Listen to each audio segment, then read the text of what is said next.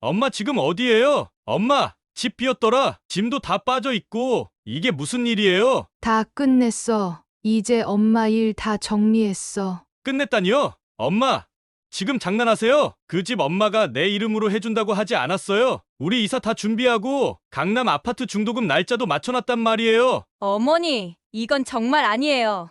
저희가 얼마나 믿고 있었는데요. 어머니가 준다고 해서 그 집을 우리 시작점으로 생각했어요. 엄마, 나 진짜 너무 실망이에요. 어떻게 이런 식으로 뒤에서 몰래 팔 수가 있어요? 이건 완전 뒤통수잖아요. 지금 이 타이밍에 이런 식이면 우리 체면은요? 우리 처지는요? 너희 체면 처지. 엄마는 그동안 내 체면 지켜주려고 내 이름 다 내어줬어. 결혼할 때 내 집 팔아서 보태줬고, 은평집, 명의는 내 거였지만 너희가 주인인 줄 알고 산 세월이 몇 년이었는데 그건 그때 도와주시겠다고 하셔서 그런 거잖아요. 엄마가 먼저 얘기하신 거예요. 우린 그냥 그 말 믿은 죄밖에 없어요. 어머니, 저희가 여행 가는 동안도 어머니가 좋다고 하셔서 집 맡긴 거예요. 개도 돌봐주시고, 냉장고도 정리해주시고, 그런 거 다 가족이니까 해주신 거라고 생각했죠? 근데 돌아오니까 집이 없어졌네요? 없어진 게 아니야. 내 거 내가 정리한 거지. 엄마, 그럼 이건 다 뭐예요? 내가 엄마한테 인감도장 가져가도 되냐고 했을 때 뭐라 하셨어요? 말없이 끄덕였잖아요. 그게 허락 아니었어요? 말없이 끄덕이는 게 허락이니?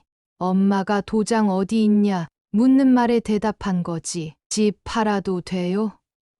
는 단 한 번도 묻지 않았잖아. 엄마, 진짜 이기적이네요. 그렇게 다 해주시다가 이젠 모른 척 하겠다 이거예요? 그래요. 엄마 인생 사시겠다는데 말릴 순 없죠. 근데 우리도 계획이 있잖아요. 그 계획 다 깨놓고 나 몰라라 하시는 건 아니죠? 너희 계획이라는 말 안 해. 엄마는 있었니? 이러시면 진짜 곤란해요. 이젠 남이에요, 어머니? 정말 그렇게 끝낼 거예요? 남이라고 생각하지 않아. 다만, 이젠 나를 사람으로 대해주는 사람들과 살고 싶을 뿐이야. 엄마, 제발 지금이라도 계약 파기하면 안 돼요? 아직 잔금 안 들어왔잖아요. 시간 있잖아요. 계약은 끝났고, 나도 이사도 끝났고, 마음도 끝났어. 내가 끝낸 게 아니라 너희가 오래전부터 하나씩 정리해왔던 거야. 엄마 진짜 이제 안 볼 거예요? 우리 그냥 이렇게 끝나요? 안녕하세요. 오늘은 충청북도 청주에서 살고 있는 73세 김희순 할머니의 이야기입니다. 홀로 두 아들을 키우던 할머니는 작은 아들 부부가 자신을 무시하는 것은 참았지만 자신 몰래 재산을 뺏어가려 했던 것에는 도저히 용서가 되지 않았다는데요. 만약 여러분이라면 어떤 결정을 했을지 한번 들어보시죠. 영상을 시청하시기 전 먼저 구독과 좋아요, 알림 설정 부탁드립니다. 김희순 할머니의 오늘 하루는 교회에서 친구들과 봉사활동이 예정되어 있었습니다. 고향인 청주에 내려와 교회를 다시 나간 지도 벌써 반년이 되어 갑니다. 아픈 엄마와 살고 있는 초등학생 남자 형제의 집에 갈 때면 자신의 아들들이 생각나서인지 유독 반찬에 신경을 썼는데요. 그 옛날 서울에 처음 올라가 힘들게 살던 시절이 더 생각나서인지 더 안쓰럽게 느껴졌습니다. 김씨 할머니는 충청북도 청주의 한 시골 마을에서 태어났습니다. 20살쯤 됐을 무렵 마을 이장님이 한 사람을 소개해 줬습니다. 그 사람이 지금은 하늘에 있는 남편이었어요. 남편은 한전에 다니는 사람이었고 깔끔하고 조용한 성격이었습니다. 처음엔 말도 잘 안 하고 무뚝뚝했지만 진심이 느껴지는 사람이었어요. 결혼을 하고 청주 시내 쪽으로 이사를 하게 됐고 곧이어 큰아들, 작은아들 둘을 낳았습니다. 아이들이 태어나자 남편과 할머니는 일터와 집을 오가며 정신없이 살았지요. 남편은 정직하고 책임감 있는 사람이었고 일을 절대 대충 하지 않았어요. 한전에서 일하던 어느 날 태풍으로 전기선이 끊긴 지역에 복구를 하러 나갔습니다. 전화를 받고 병원으로 달려갔지만 남편은 결국 눈을 뜨지 못했습니다. 감전 사고였다고 하더군요. 갑작스러운 사고에 하늘이 무너지는 기분이었습니다. 어떻게든 아이들을 지켜야겠다는 생각뿐이었어요.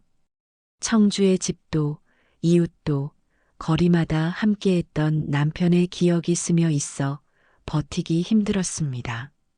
한전에서 나온 사망보상금과 남편 이름으로 들어있던 생명보험금이 있었습니다. 그 돈을 들고 아이들과 함께 서울로 올라왔어요. 어디든 가면 다 할 수 있을 줄 알았지만 현실은 생각보다 차가웠습니다. 몸도 마음도 지쳤지만 그래도 아들 둘은 잘 자라야 한다는 일념 하나로 버텼지요. 서울은 넓고 복잡했고 젊은 날의 할머니에게는 냉정한 도시처럼 느껴졌습니다. 처음에는 공장에서 일을 시작했습니다. 야근도 마다하지 않고 기계 소리에 귀가 멍멍해질 정도로 일했지만 몸이 따라주지 않았고 손목과 어깨가 아파오기 시작했어요. 공장을 그만둔 후에는 시장 안쪽의 작은 식당에서 설거지와 청소를 하며 살 길을 모색했습니다. 그러다 시장 근처 초등학교 앞에 자그마한 분식집을 열게 되었어요. 떡볶이, 순대, 튀김, 김밥을 하루 종일 만들며 하루를 보냈습니다. 아이들은 할머니의 친절한 말투와 정성 어린 음식에 반해 방과 후마다 몰려들었어요.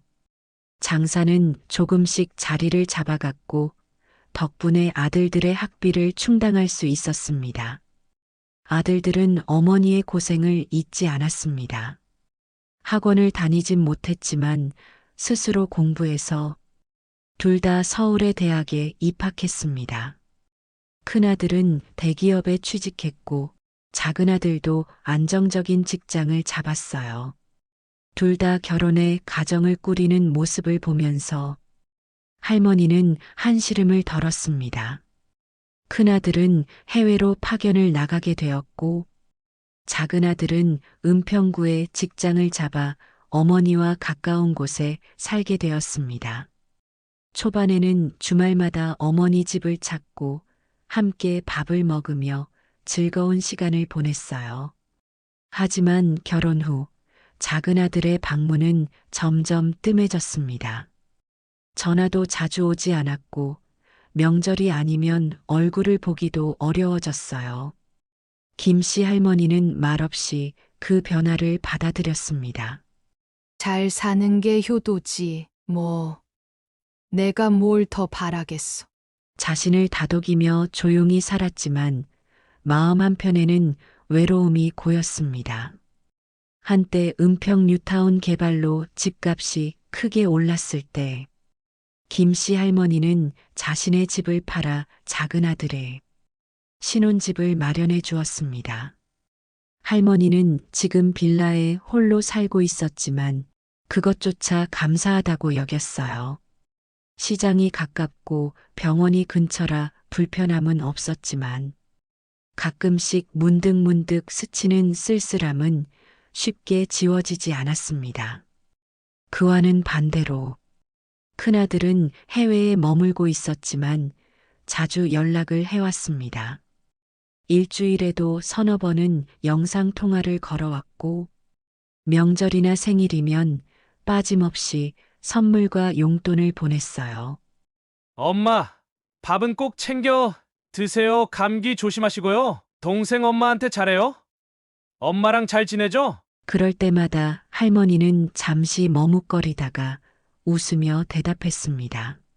그럼 잘하지. 바쁘긴 해도 신경 많이 써줘. 걱정하지 말고 너 일에만 집중해라. 엄마는 괜찮다. 할머니는 그렇게 둘러대며 작은 아들의 빈자리를 감췄습니다.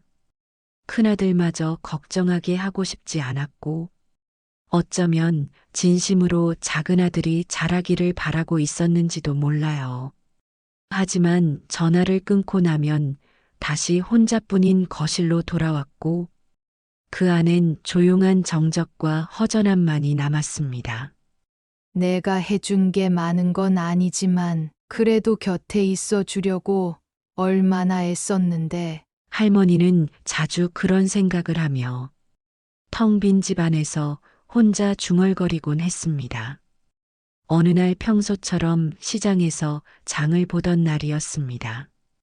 싱싱한 나물과 생선을 고르던 중 우연히 작은 아들 부부와 마주쳤어요. 엄마, 여기서 다 보내요. 저 다음 주 주말에 시간 돼요. 꼭 갈게요. 그 말에 할머니는 기분이 좋아졌습니다. 기다리는 사람의 마음은 사소한 약속 하나에도 금방 들뜨기 마련이지요. 다음 주 주말 할머니는 냉장고를 정리하고 며느리가 좋아하는 생선구이, 작은 아들이 좋아하는 갈비찜을 준비했습니다. 전날부터 끓인 곰탕은 진국이 되었고 상 위엔 색색의 반찬이 가지런히 놓였어요. 하지만 약속한 날, 작은 아들은 오지 않았습니다. 기다리다 지친 할머니는 저녁 무렵 전화를 걸었지요. 통화 연결음이 길게 울리더니 시끄러운 음악과 함께 작은 아들의 목소리가 들려왔습니다.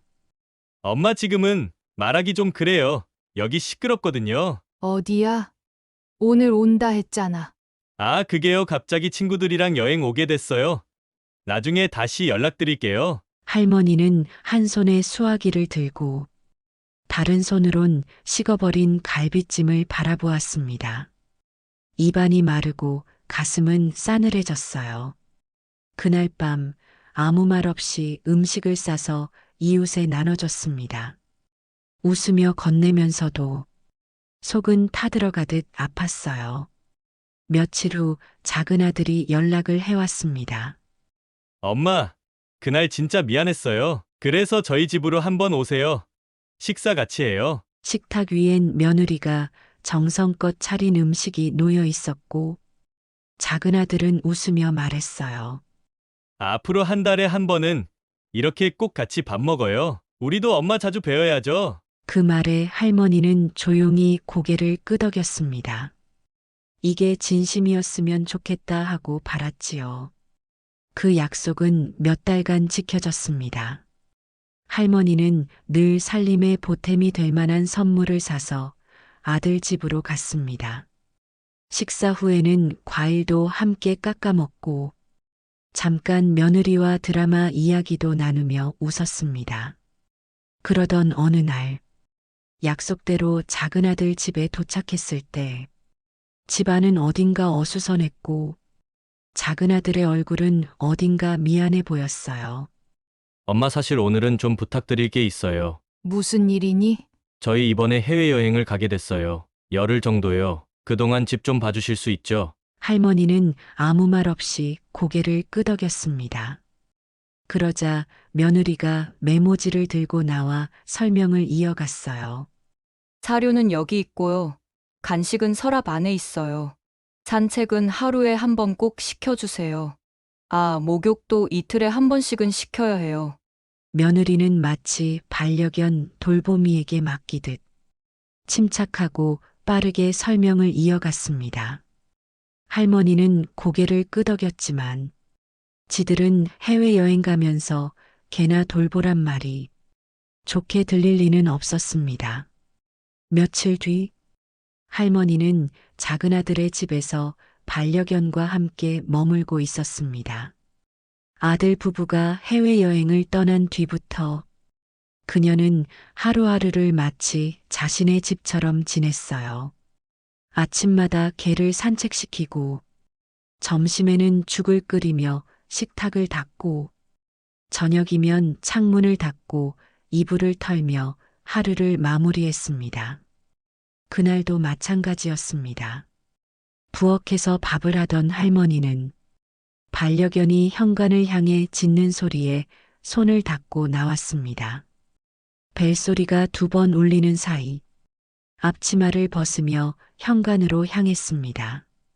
문을 열자 낯선 얼굴 3명이 눈앞에 서 있었습니다.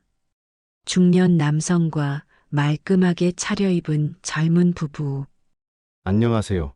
여기 111동 701호 맞죠? 오늘 집 보기로 예약한 사람들이에요. 할머니는 잠시 얼어붙었습니다. 마치 외국어를 듣는 것처럼 그 말이 귀에 들어오지 않았어요. 예. 집을 보러 오셨다고요? 할머니의 목소리는 약간 떨렸고 표정은 놀라움과 당혹감으로 얼룩졌습니다. 젊은 부부는 말없이 고개를 끄덕이며 마치 기다렸다는 듯 신발을 벗으려 했습니다. 그들의 행동은 너무 자연스러웠고 그 자연스러움이 가슴을 조여왔어요. 본능적으로 손을 뻗어 그들을 막았습니다. 잠깐만요. 무슨 일이신지 잘 모르겠어요. 이 집, 지금 제 아들네 집인데요. 중년 남성은 당황하지 않은 듯 익숙한 손놀림으로 명함을 꺼내며 말했습니다. 아, 저희 아파트 앞에 있는 부동산입니다. 며칠 전에 아드님과 가계약 맺었고요. 오늘 내부 보기 일정이 잡혀 있어서 왔습니다. 그는 곧바로 가방에서 서류를 꺼내 펼쳐 보여주었습니다. 할머니의 눈에 익숙한 이름이 선명히 들어왔습니다. 매도인 김희순. 할머니는 입술을 달싹이며 서류에서 눈을 떼지 못했습니다. 손에 쥐고 있던 걸레가 바닥에 툭 떨어졌고 바닥에 물방울 자국이 번져갔어요. 지금 뭐라고 하셨어요? 계약이라고요? 평소보다 더 낮은 목소리로 물었습니다. 그 소리는 기운이 빠진 바람 같았고 그 안에는 믿고 싶지 않다는 마지막 희망이 담겨 있었어요. 예, 맞습니다. 가계약이긴 하지만 도장도 찍혔고 인감증명서도 준비되어 있었습니다. 오늘은 단지 내부 확인차 방문한 거였어요. 혹시 어머님은 모르셨나 보네요?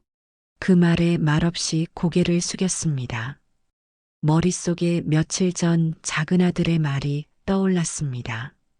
엄마, 인감도장 어디에 있어요? 안 쓰면 잊어버릴 것 같아서요. 그땐 대수롭지 않게 넘겼습니다. 서류 하나 내야 하나 보지. 그 정도로만 생각했어요. 그러나 지금 알게 되었습니다. 그 도장이, 그 증명서가, 그 이름이 이 집을 팔기 위한 도구로 쓰였다는 걸요. 천천히 전화기를 꺼내 작은 아들에게 전화를 걸었습니다. 신호음이 길게 5번 울린 뒤 작은 아들의 익숙한 목소리가 들려왔습니다. 엄마, 무슨 일이에요? 침을 한번 삼킨 뒤 조용히 하지만 또렷이 말했습니다. 지금 내 집에 낯선 사람들이 와서 집을 보러 왔다고 하는데 이게 무슨 말이냐? 그 말에 작은 아들은 아무 말 없이 숨을 고르는 듯 하더니 결국 대답했습니다. 아, 엄마 그게 오늘 보기로 한 건데요. 엄마가 계신 줄은 몰랐어요. 그 말에 할머니는 2 눈을 감았다가 떴습니다. 그리고 입술을 깨물며 한 단어 한 단어 뱉었습니다. 너 이걸 나한테 한마디도 안 하고 계약을 맺었다는 거냐? 내 이름으로 된 집을 엄마 지난번에 말했잖아요. 강남 쪽 알아보고 있다고. 계획이라고 했지. 내 말은 언제나 계획이었어. 근데 지금 여기 계약서에 도장도 찍혀 있고 내 이름도 있고 인감증명서까지 붙어 있어. 이게 계획이니? 아니면 나 모르게 팔아넘기는 사기니? 작은 아들의 침묵은 할머니의 가슴에 깊은 균열을 냈습니다. 내가 여기서 뭘 했는지 알아? 내 집을 지켜줬어. 반려견 밥 주고, 산책시키고, 음식 장만하고, 청소하고, 그런 내가 이 집이 팔리는 걸 이렇게 알아야 하는 거니? 작은 아들은 결국 말끝을 흐렸습니다. 어차피 저 줄 거잖아요. 형은 언제 돌아올지 모르고요. 이번에 강남으로 가려고 한 거고요. 말없이 전화를 끊었습니다. 손끝이 차가웠고 숨이 턱턱 막혀왔어요. 할머니는 현관 앞에 서 있는 중개인에게 차가운 얼굴로 말했습니다. 지금은 집 보기 어렵습니다. 돌아가 주세요. 중개인은 어쩔 줄 몰라 하며 고개를 숙였고 젊은 부부는 불쾌한 얼굴로 신발을 신으며 나갔어요. 문이 닫히는 소리가 유난히 무겁게 들렸습니다. 할머니는 거실 한가운데에 주저앉아 두 손으로 얼굴을 감쌌습니다. 눈물이 흐르지 않았습니다. 그저 가슴이 조여들고 어깨가 천천히 떨려왔어요. 할머니 곁에 조용히 다가온 반려견은 무릎에 머리를 얹고 가만히 꼬리만 흔들고 있었습니다. 그날 밤 할머니는 불 꺼진 작은 아들의 집 거실 소파에 홀로 앉아 있었습니다. 가로등 불빛이 커튼 사이로 스며들며 어두운 실내를 희미하게 밝혔어요. 손에는 반쯤 마른 손수건을 쥐고 있었고 다른 손엔 텅 빈 머그잔이 들려 있었지요. TV는 꺼져 있었고 화면에는 어렴풋이 얼굴이 비치고 있었습니다. 얼굴 가득 깊은 주름과 먹먹한 눈빛. 말없이 그 속에 자신을 바라보다가 문득 헛웃음을 지었습니다. 이 집이 누구 이름으로 되어 있더라. 혼잣말처럼 중얼이며 고개를 천천히 떨궜습니다. 가슴 깊은 곳에서부터 끓어오르는 허탈함이 목을 조여왔어요. 눈을 감았습니다. 눈앞에 떠올랐던 장면들. 반찬 싸들고 오던 날 아들이 멋쩍게 웃으며 엄마 좀 이따 봐요 하던 표정이 생생하게 떠올랐습니다. 그날 며느리는 문턱에 서서 바쁘니까 다음에 또 뵐게요 하고 곧장 안으로 들어갔지요. 숨을 깊게 들이쉬며 양손으로 얼굴을 감쌌습니다. 아무 말 없이, 아무 기대 없이 그저 옆에 있는 것만으로도 좋았던 자신이 이제는 눈치 보며 계약서까지 들춰봐야 하는 사람이 되었어요. 묵직한 침묵 속에서 천천히 일어섰습니다. 책상 위에 놓여 있던 인감도장 복사본, 서랍 안에 끼워져 있던 강남 아파트 계약서, 그 서류들을 천천히 다시 꺼내어 하나하나 확인했습니다. 아들은 이 집을 팔고 강남의 아파트를 장만하면서 며느리와 공동 명의로 하려고 했던 것입니다. 엄마인 김씨 할머니의 의견은 물어보지도 않고요. 손끝으로 도장 자국을 천천히 훑었습니다. 그 안에 담긴 묵직한 배신감이 손끝을 타고 온몸을 휘감았어요. 조용히 고개를 떨궜습니다. 속에서부터 올라오는 분노와 슬픔이 눈물로 나올까봐 그저 꾹 참고 꾹 눌러 담았어요. 다음 날 아침 눈을 뜨자마자 짐을 꾸릴 준비를 시작했습니다. 작은 가방 하나를 꺼냈고 가방을 펼쳐놓으며 할머니는 깊은 숨을 한번 내쉬었습니다. 거울 앞에 서서 머리를 단정히 빗고 주름진 얼굴을 정돈하듯 손으로 가볍게 쓸었습니다. 정갈한 셔츠에 바지를 챙겨 입고 창밖을 바라보며 몇 분간 가만히 서 있었어요. 그리고 현관문을 조용히 열고 나섰습니다.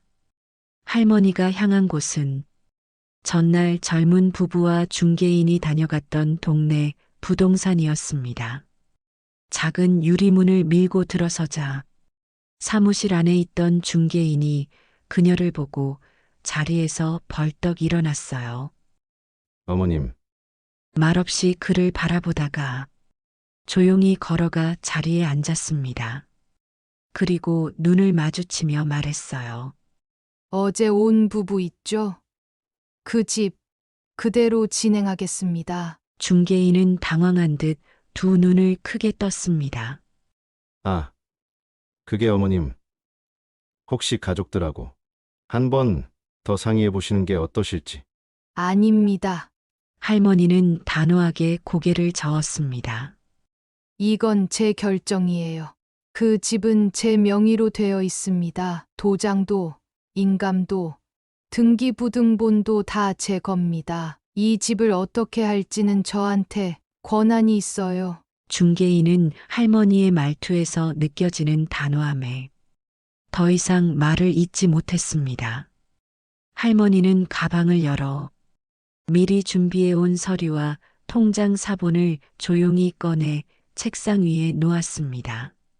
계약금은 이 통장으로 입금해 주세요. 혹시 어제 제 아들한테 일부 입금하셨다면 그 금액만큼은 제하고 나머지 전부는 제 계좌로 처리해 주세요. 할머니는 인감 도장을 꺼내 들고 계약서 위에 조용히 아주 천천히 도장을 찍었습니다. 손끝이 약간 떨렸지만 그 떨림을 애써 숨기며 꾹 눌렀어요.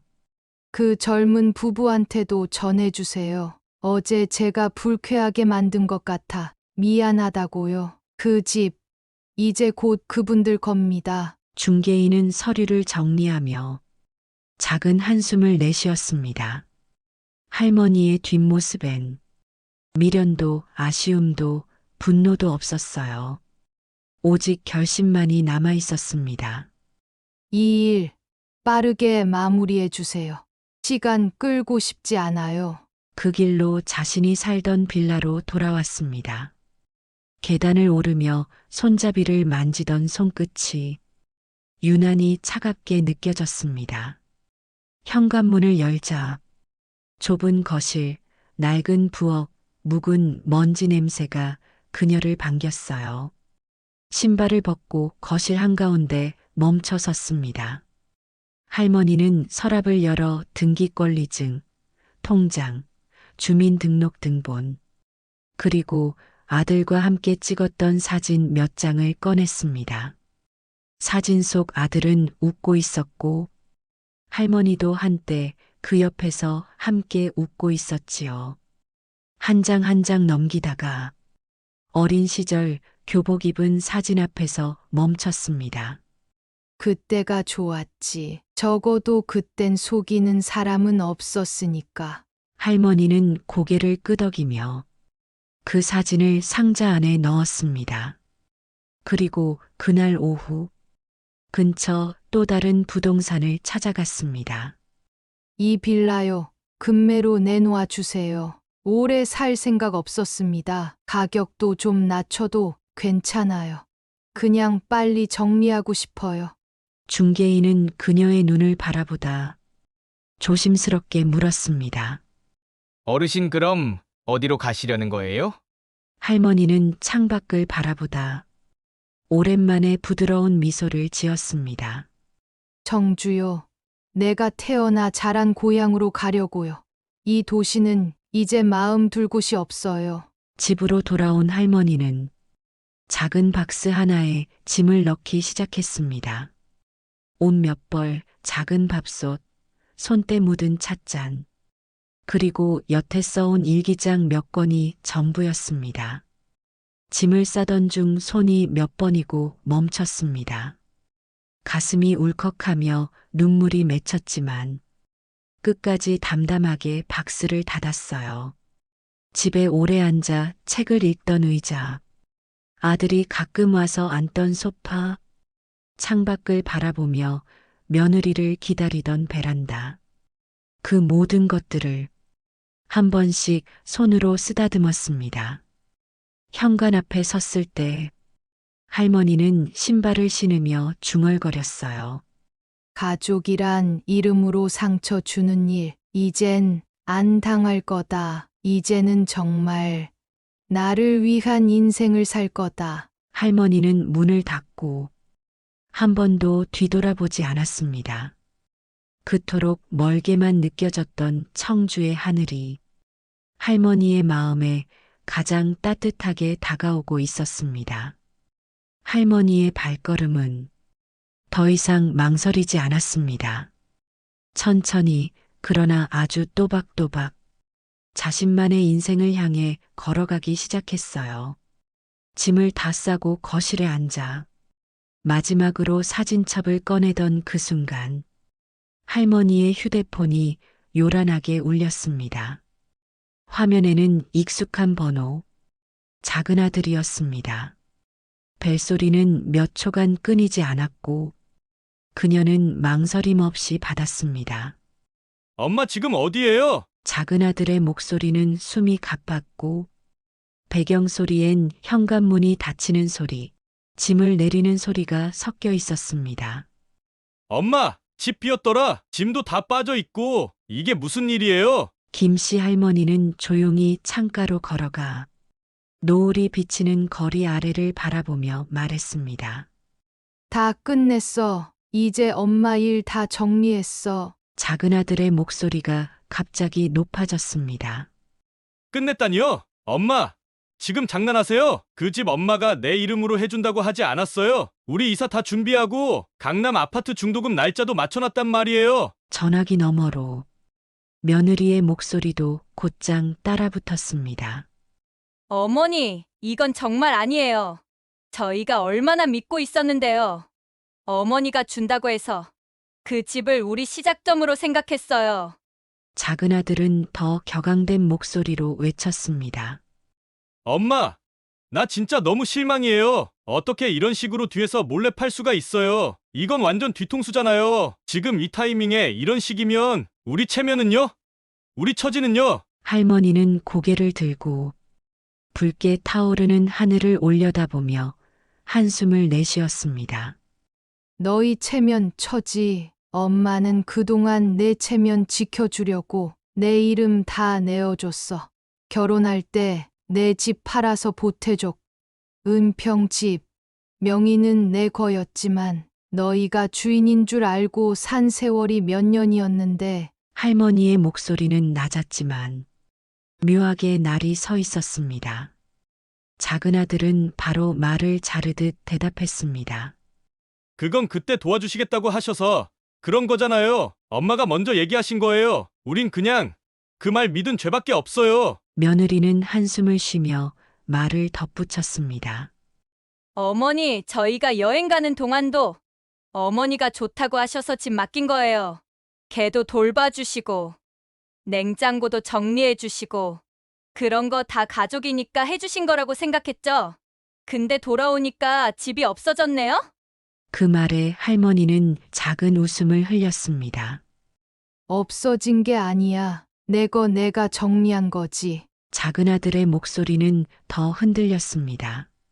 엄마, 그럼 이건 다 뭐예요? 내가 엄마한테 인감도장 가져가도 되냐고 했을 때 뭐라 하셨어요? 말없이 끄덕였잖아요. 그게 허락 아니었어요? 말없이 끄덕이는 게 허락이니? 엄마가 도장 어디 있냐? 묻는 말에 대답한 거지. 집 팔아도 돼요? 는 단 한 번도 묻지 않았잖아. 할머니는 담담하게 말했지만 말끝마다 억눌렀던 서운함이 묻어 있었습니다. 잠시 정적이 흘렀고 이내 작은 아들이 다시 외쳤습니다. 엄마, 진짜 이기적이네요. 그렇게 다 해주시다가 이젠 모른 척 하겠다 이거예요? 그래요. 엄마 인생 사시겠다는데 말릴 순 없죠. 근데 우리도 계획이 있잖아요. 그 계획 다 깨놓고 나 몰라라 하시는 건 아니죠? 할머니는 어이가 없었습니다. 너희 계획이라는 말 안에 엄마는 있었니? 할머니의 말에 전화기 너머는 정적에 잠겼습니다. 그 순간 며느리의 목소리가 다시 터졌습니다. 이러시면 진짜 곤란해요. 이젠 남이에요, 어머니? 정말 그렇게 끝낼 거예요? 할머니는 창문을 닫고 천천히 말했습니다. 남이라고 생각하지 않아. 다만, 이젠 나를 사람으로 대해주는 사람들과 살고 싶을 뿐이야. 작은 아들은 마치 붙잡듯 말했습니다. 엄마, 제발 지금이라도 계약 파기하면 안 돼요. 아직 잔금 안 들어왔잖아요. 시간 있잖아요. 할머니는 고개를 저었습니다. 계약은 끝났고, 나도 이사도 끝났고, 마음도 끝났어. 내가 끝낸 게 아니라 너희가 오래전부터 하나씩 정리해왔던 거야. 작은 아들이 목이 맨 목소리로 말했습니다. 엄마 진짜 이제 안 볼 거예요? 우리 그냥 이렇게 끝나요? 할머니는 조용히 대답했습니다. 연락하지 말라는 말은 안 해. 근데 이제 엄마가 먼저 연락하는 일은 없을 거야. 엄마는 이제 내 인생을 살 거니까. 그 말을 끝으로 할머니는 조용히 전화를 끊었습니다. 휴대폰 화면이 꺼지고 방 안이 적막에 잠겼습니다. 할머니는 천천히 휴대폰을 테이블 위에 내려놓고 마저 열지 않았던 짐가방을 닫으며 말했습니다. 잘 살아라. 엄마 없이도. 할머니는 외투를 집어들고 창가로 걸어갔습니다. 창밖의 하늘은 노을을 넘어서 어둠으로 기울고 있었고 거리는 조용히 조명을 밝히기 시작하고 있었습니다. 할머니는 다시 한번 가족이란 단어를 마음속에서 떠올렸다가 그대로 지워냈습니다. 청주에 도착한 지 일주일째 되는 날, 김씨 할머니는 읍내 하나뿐인 시장을 천천히 걷고 있었습니다. 장바구니에는 애호박 2개, 갓 무친 열무김치 한 봉지, 조그만 두부 한 모가 담겨 있었어요. 싱그러운 바람이 부는 골목으로 접어들었습니다. 고향 하늘은 여전히 투명했고 어릴 적 뛰놀던 논두렁에서 불어오는 바람은 마치 오래 기다렸다는 듯 따뜻했어요. 그날 오후 조용한 방 안에서 라디오를 켜놓고 바느질을 하던 중 휴대폰이 진동을 울리기 시작했습니다. 화면에는 낯익은 이름이 떠 있었어요. 큰 아들 전화였습니다. 놀란 듯 손을 멈췄고 잠시 머뭇거리다가 전화를 받았습니다. 엄마 지금 청주에 계세요? 큰아들의 목소리는 낮고 차분했지만 그 속에 뭔가 복잡한 감정이 얽혀 있었어요. 그래, 도착한 지 며칠 됐다. 어떻게 알았니? 한참 말이 없던 큰아들은 조심스럽게 입을 열었습니다. 동생이 연락 왔어요. 엄마 집 팔았다고 계약서에 도장 찍었고 연락 두절됐다고. 두절은 무슨 두절이니? 내 번호 그대로고. 내가 끊은 적도 없는데. 큰아들은 한숨을 길게 내쉬며 말했습니다. 엄마, 솔직히 말해줘요. 그렇게까지 할 일은 아니었잖아요. 동생이 좀 서툴렀던 건 알지만 엄마가 먼저 집 다 팔아버리고 청주로 내려가고 그건 너무 급격했던 거 아니에요? 창문 틈 사이로 봄 햇살이 살며시 밀려 들어오고 있었어요. 너는 서툰 거라고 생각하니? 그게 단순한 실수였다고 보이니? 큰아들은 대답하지 않았습니다. 인감도장, 인감증명서, 계약서, 내 이름으로 된 집을 팔겠다는 계약이 이뤄지는 걸 단 한마디 상의 없이 했는데 그걸 서툴렀다고 말할 수 있겠니? 엄마 그래도 가족이잖아요. 그렇게까지 냉정하게 정리해버리면 동생도 나도 마음이 너무 아프죠? 할머니는 한숨을 내쉬었습니다. 너희가 아픈 만큼 엄마도 아팠다. 다만 엄마는 오래 참았을 뿐이야. 바라는 것도 없이 아무 말도 안 하고 지내는 게 편할 거라 믿으면서 살았는데 그게 이렇게 끝날 줄은 몰랐지. 큰아들은 조용히 물었습니다. 이제 정말 서울로 안 올라오세요? 이젠 그럴 일 없어. 여기 하늘 좋고 시장도 가깝고 무엇보다 마음이 덜 외롭다. 잠시 말이 끊긴 후 큰아들이 다시 입을 열었습니다. 엄마 다음 달 휴가 때 거기로 갈게요. 그래, 오너라. 맛있는 거 해놓고 기다릴게. 그 말엔 서운함도 원망도 없었습니다. 오직 한 사람을 기다리는 어머니의 오래된 습관 같은 따뜻함이 담겨 있었어요. 전화를 끊은 뒤 조용히 방을 둘러보았습니다. 처음 이사와서 비어있던 방 한 칸. 지금은 할머니의 손길이 스며들어 작지만 단정한 온기로 가득 차 있었어요. 전화를 끊기 직전 큰아들은 잠시 숨을 골랐습니다. 말없이 귀를 기울이고 있다는 걸 느낀 듯 조금 더 조심스러운 목소리로 말을 이었습니다. 엄마 사실은요. 동생이 많이 울었어요. 할머니는 말없이 침묵했지만 눈꺼풀이 천천히 내려앉았어요. 처음엔 화도 냈고 엄마 너무하다고 얘기도 했는데요. 이내 자기가 잘못한 거라고 엄마가 그렇게까지 하게 만든 게 자기라고 계속 울더라고요. 할머니는 고개를 들고 천천히 숨을 내쉬었습니다. 늦게 알았네. 엄마가 얼마나 울었는지는 생각 못 했겠지. 네, 맞아요. 근데 엄마, 큰 아들의 목소리는 다시 부드러워졌습니다. 동생이 지금 용기 내서 전화도 못하고 있어요. 엄마가 받지도 않을까봐 아예 얼굴 보기도 두렵대요. 전화기 너머로 들려오는 큰 아들의 말이 차가운 마음 위로 조용히 흘러들었어요. 엄마 마음 다 이해해요. 엄마 그동안 참은 거 다 짐작하고도 남아요. 근데 이제 엄마 혼자 그렇게 멀리 가버리면 남은 사람들은 다 엄마 앞에 너무 죄인이 돼버려요. 죄인처럼 살 필요는 없어. 그냥 뭘 잘못했는지만 알면 되는 거지. 알고 있어요. 동생이 정말 많이 후회하고 있어요. 계속 그 얘기만 하더라고요. 가슴 어딘가에서 울컥하는 감정이 올라왔지만 꾹 참고 천천히 말했습니다. 그래도 돌이킬 순 없잖니. 이미 계약은 끝났고 내 짐도 다 내려왔고 이제 여기서 살아야지. 서울로 돌아갈 마음은 없어. 큰아들은 조용히 대답했습니다. 돌이키라는 말 안 할게요. 엄마 이제야 엄마 인생 찾은 건데 다시 돌리자고 하면 그건 진짜 못할 짓이죠. 그래.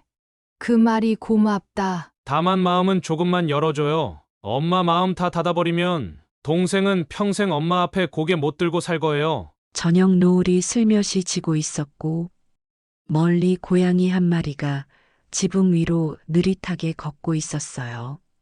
엄마 다음 달 내가 내려가면 동생도 같이 데려갈게요. 괜찮죠? 같이 오든지 말든지 내가 문은 열어둘 테니까. 근데 준호야, 그 밥상 엄마가 너희 둘 앉혀놓고 차려줄 날이 올까? 와요.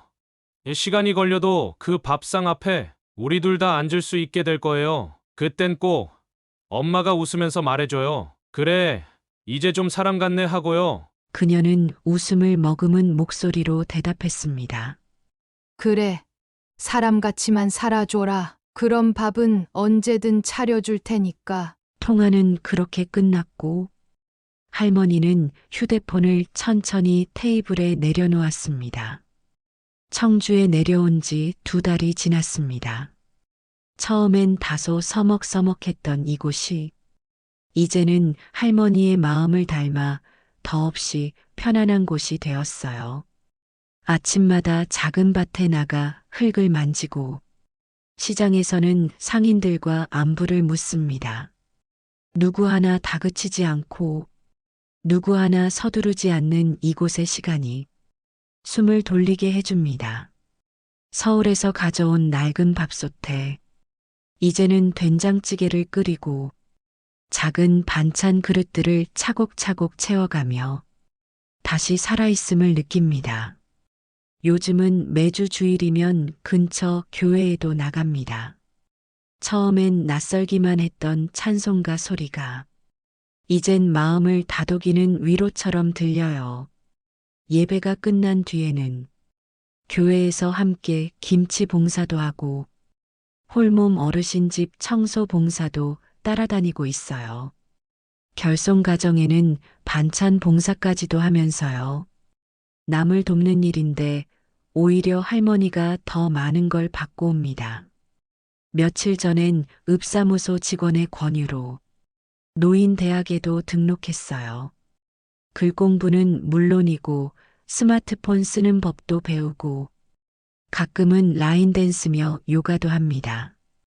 웃고 떠드는 시간이 많아질수록 가슴 한쪽이 조금씩 따뜻해졌고 어느새 마음속에 여백이 생기기 시작했어요.